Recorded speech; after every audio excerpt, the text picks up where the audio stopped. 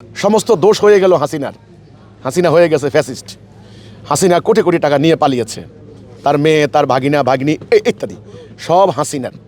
হাসিনা থাকতে 15টা বছর এই আমলারা, এই পত্রিকাগুলা, এই রাজনৈতিক দলগুলা, তারা কি তাবেদারি করে নাই? তারা কি কোটি কোটি টাকা নেয় নাই? নানান ধরনের এই আমলারা হাসিনাকে ব্যবহার করে। এই ডিসিগুলা, এসপিগুলা, এই থানার ওসি, শত শত ওসি বিভিন্ন জায়গায় নিয়োগ হয়েছে, তারা কি ঘুষ খায় নাই?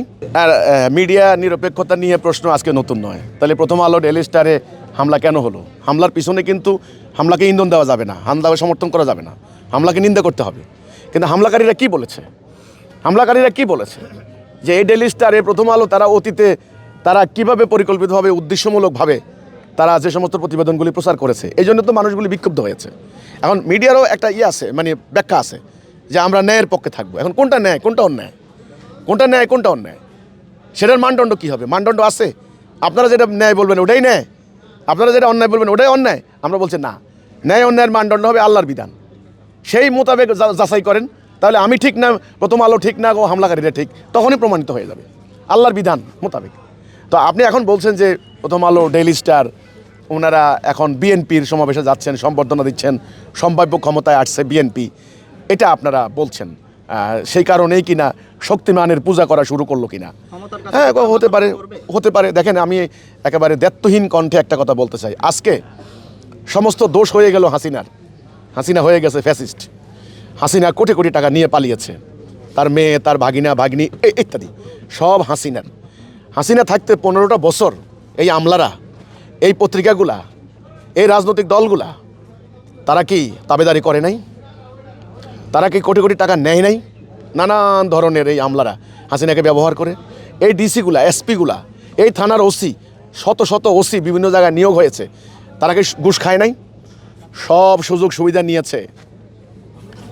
একটা ইউনিয়নের মেম্বার পর্যন্ত, চেয়ারম্যান পর্যন্ত, আমার এলাকায় এক মেম্বার আওয়ামী লীগ বলে বলে 15 বছর সুবিধা নিয়েছে।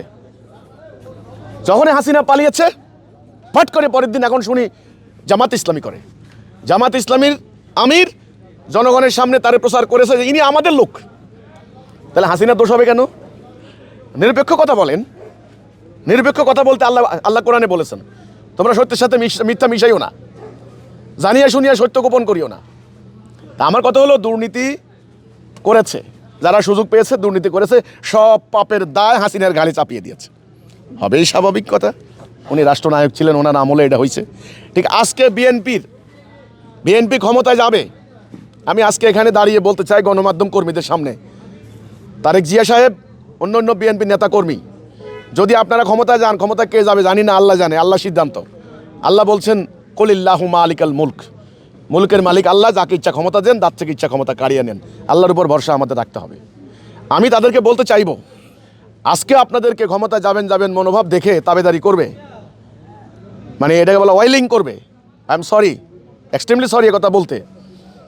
সাবধান থাকতে হবে। আগামী দিন এদের সমস্ত অপকর্ম সুযোগ পেলে আপনাদের ঘাড়ির উপর চাপিয়ে দিয়ে এরা আবার গিরগিটির মতো রং পাল্টাবে, ভোল পাল্টাবে। এই জন্য এখন এই লিস্টার, প্রথম আলো কেন, অনেক জায়গায় অনেক দেখছি বিএনপিকে এখন সম্বর্ধনা দিচ্ছে, অভিনন্দন জানাচ্ছে, প্রশংসা করছে, সম্ভাব্য ক্ষমতা আসতেছে হয়তো এই আশায়। কিন্তু ওনাদেরকে সতর্ক থাকতে হবে।